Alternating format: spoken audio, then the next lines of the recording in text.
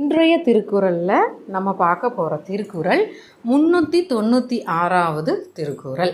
இருக்கிற அதிகாரம் கல்லாமை, அதாவது இக்னரன்ஸ் அப்படிங்கிற அதிகாரத்திலேருந்து தான் எடுத்திருக்கோம். குறள்: கற்றது கைமண் அளவு, கல்லாதது உலகளவு.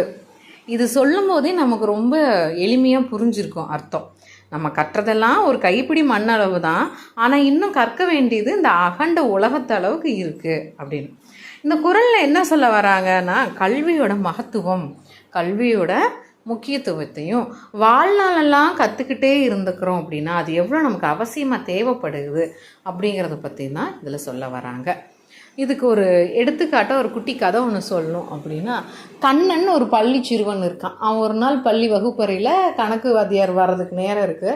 அப்போ எல்லாம் படிச்சுட்ருக்காங்க. நீ மட்டும் ஏன்டா படிக்காமல் இருக்கேன்னு நண்பர்கள்லாம் கேட்கும்போது, ஏன்னா கணக்கில் எல்லாமே படிச்சிட்டேன்ப்பா, கணக்கு புத்தகத்தில் இருக்க எல்லாமே எனக்கு தெரியும், அதனால் நீங்கள் படிங்க, நான் படிக்கணுங்கிறதே இல்லை அப்படின்னு பெருமையாக பேசிகிட்டு இருக்கான்.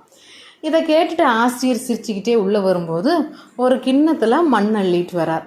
வந்து, கண்ணா இங்கே வா அப்படின்னு கூப்பிட்டு, இந்தா கண்ணா இது என்னன்னு பாரு அப்படிங்கிறாரு. ஐயா, இது மண் பார்த்தாவே தெரியுது, இந்த கிண்ணத்தில் என்ன இருக்குது? மண்ணுங்க ஐயா. சரி சரி அப்படின்னு சொல்லிட்டு அந்த கிண்ணத்தில் இருக்கிற மண்ணை வெளியில் வீசி தூத்தி விட்டுட்டு, இப்போ அங்கே என்ன இருக்குது, நீ சொன்ன அந்த மண் எங்கே இருக்குது? ஐயா தான் அந்த ஓரமாக இருக்குது பாருங்க அப்படிங்கிறார். அப்போ அவ்வளோ பெரிய அகண்ட வாசலில் நீ சொன்ன அந்த மண் எத்தனையோண்டு இடத்துல இருக்குது பார்த்தியா, மீதி இன்னும் எவ்வளோ மண் அங்கே இருக்குது பார்த்தியா? ஆமாங்க ஐயா அப்படின்னு ஒரே யோசனையாக பார்க்குறான். இதுதான் நீ கற்றுக்கிட்டது, அந்த கிண்ணத்தில் இருந்த மண் அளவு தான்.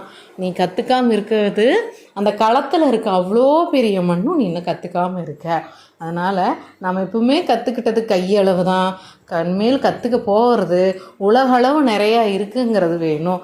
எப்பவுமே படிச்சுட்டேங்கிற மிதப்பும் பெருமையும் இருக்கக்கூடாது கண்ணா அப்படின்னு சொல்லி அவர் எடுத்துக்காட்டாக இந்த குறளையும் சொல்கிறாராம்.